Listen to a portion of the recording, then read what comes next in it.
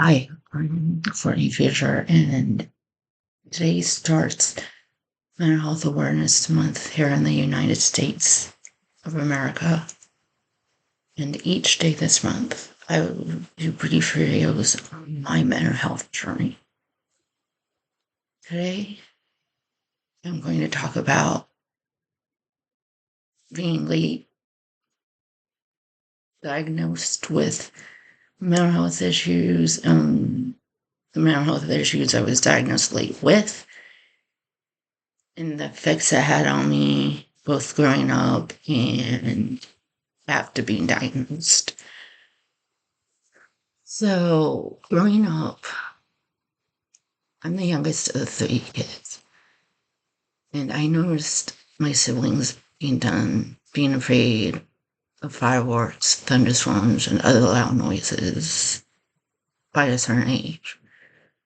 So, I expected to be done with being afraid of the same things at that age, like they were.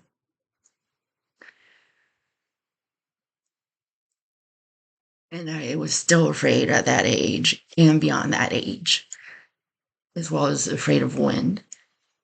And then I'm like, okay, so what's different about me and my siblings? Why am I not I'm being afraid of this stuff? So then I was diagnosed with epilepsy when I was 15.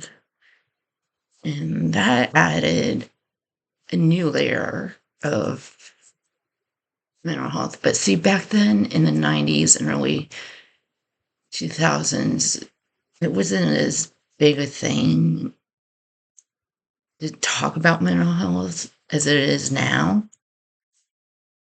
So I didn't know the terminology for what I have back then that I do now.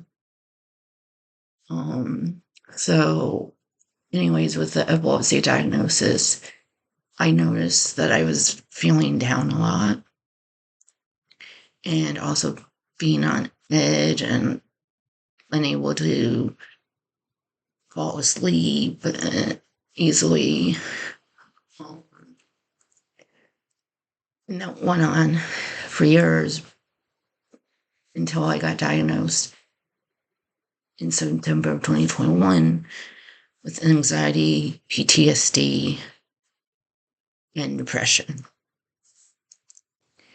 So I would go delve more into all that in later videos.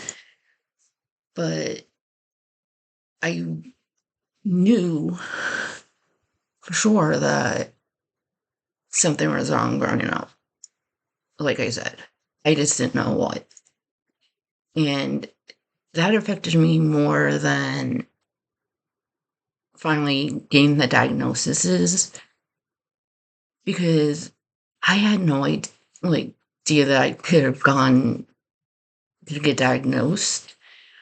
I was getting psychologically evaluated every single year in school, and they never diagnosed me with anything for my IUP meetings. So that confused me even more when I was finally diagnosed. And so when I was finally diagnosed in 2021 with those mental health problems, I felt a little bit of relief, but something still felt a little off. And so I was confused. I was grieving because it took so long to get those diagnoses as it was. And it still didn't explain everything I was feeling. So I went even more years before I went 4 more years before last year when I was diagnosed with ADHD. Um, and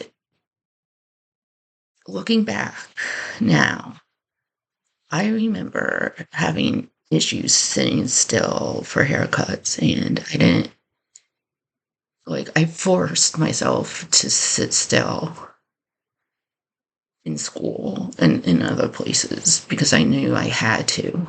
Um, and that's the thing. ADHD shows up differently in women and girls than it does in men and boys.